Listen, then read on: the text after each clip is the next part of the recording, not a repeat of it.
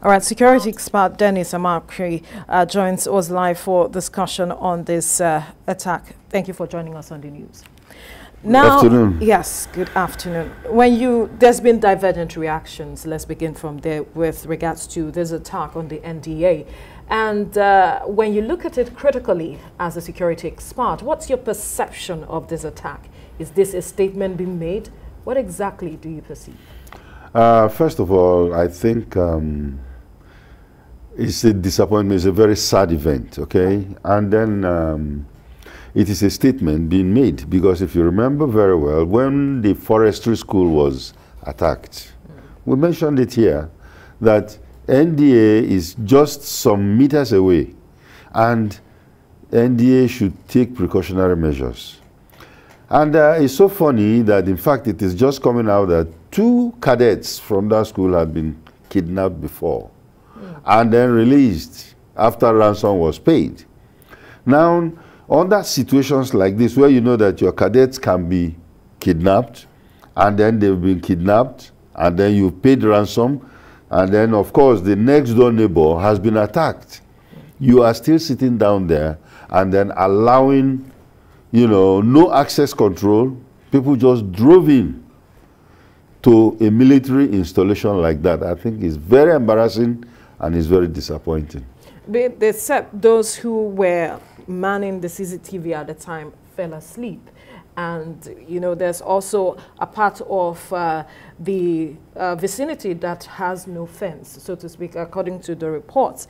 And we are wondering the structure of a place such as this, should it be left to this kind of level? What does it really say? Well, I think what is happening right now is that a lot of social media commentators and even the PRO of the school are just trying to write things that will just, you know, palliatives to keep people calm. Because, number one, a military installation is not, we are talking of CCTV people sleeping. That's number 2. The initial one, the gate itself, the people that are standing right there as guards were nowhere to be found. Or if they were there, what happened? What happened when the car drove in?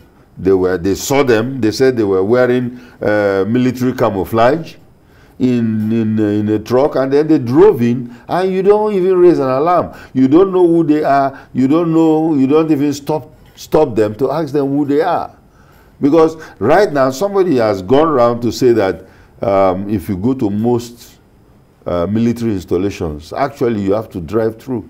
You will drive through. And that is sad. Sad, very, very sad, and a very, very bad security point for this country where our military installations are not secured.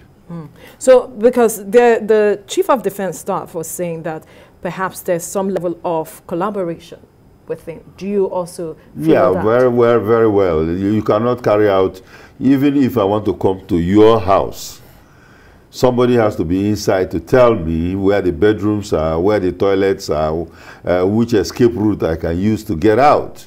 You know, so yes, definitely. In this situation, there were insiders who were directing them, telling them exactly where to go. They didn't go to remember, they didn't go to the cadets' dormitories. They went straight to the officers' quarters. You know, and they know exactly which officers they were looking for. You know, and where the attack happened. So, and then of course, their escape route was all designed where they now took off. So, it's an inside job. So, quickly before we let you go, there are those who are calling for the rejigging of the security architecture so as to address this. And I'm wondering if that is the way to go stemming from this situation now. Well, in situations like this, I think the commandant should be thinking about his job very seriously, because, you know, you cannot be on your watch, allow something like this to happen.